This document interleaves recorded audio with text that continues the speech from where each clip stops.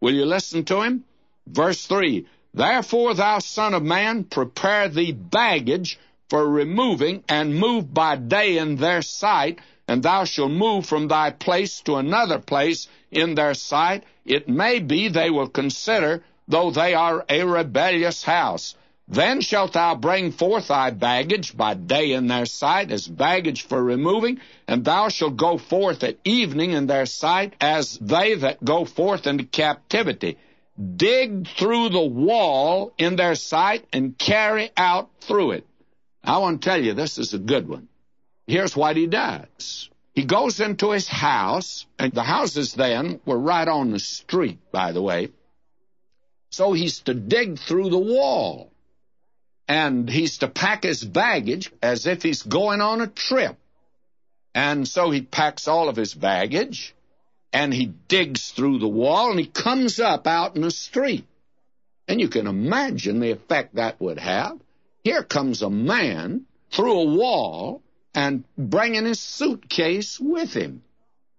And people stop. Now, digging up in the street's not new. The city here plays a game with all of us. They dig up one street, and then you say, I'm going to be smart and go down another street. So the next day, they find out where you are going, and they go and dig up that street for you. So that it's quite a puzzle. We go through a maze through Pasadena, digging up streets. So it's nothing new here.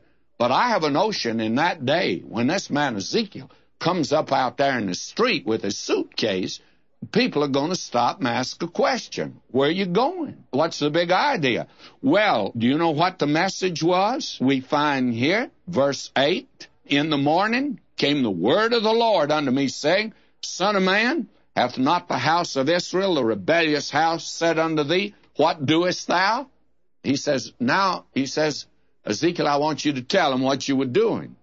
Say thou unto them, Thus saith the Lord God, This burden concerning the prince in Jerusalem and all the house of Israel that are among them, say, I'm your sign. As I have done, so shall it be done unto them. They shall move and go into captivity. And the prince that is among them shall bear upon his shoulder in the twilight, and shall go forth. They shall dig through the wall to carry out through it. He shall cover his face, and he shall see not the ground with his eyes.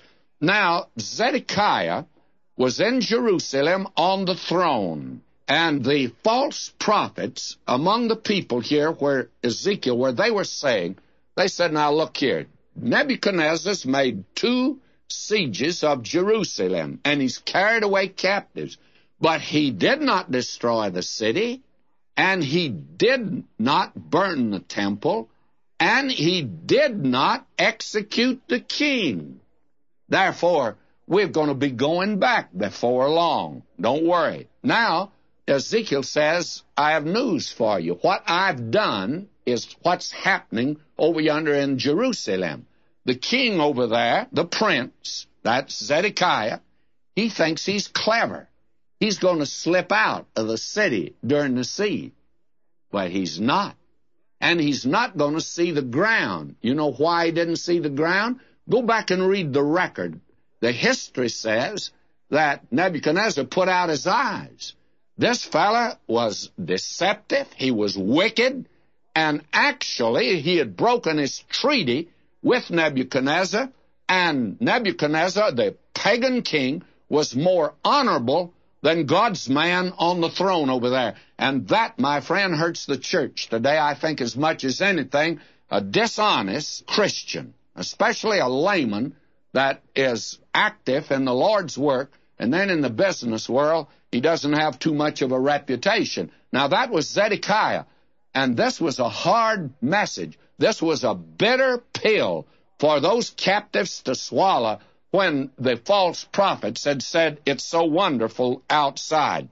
Now, what he's saying is this: the full captivity of the people is at hand.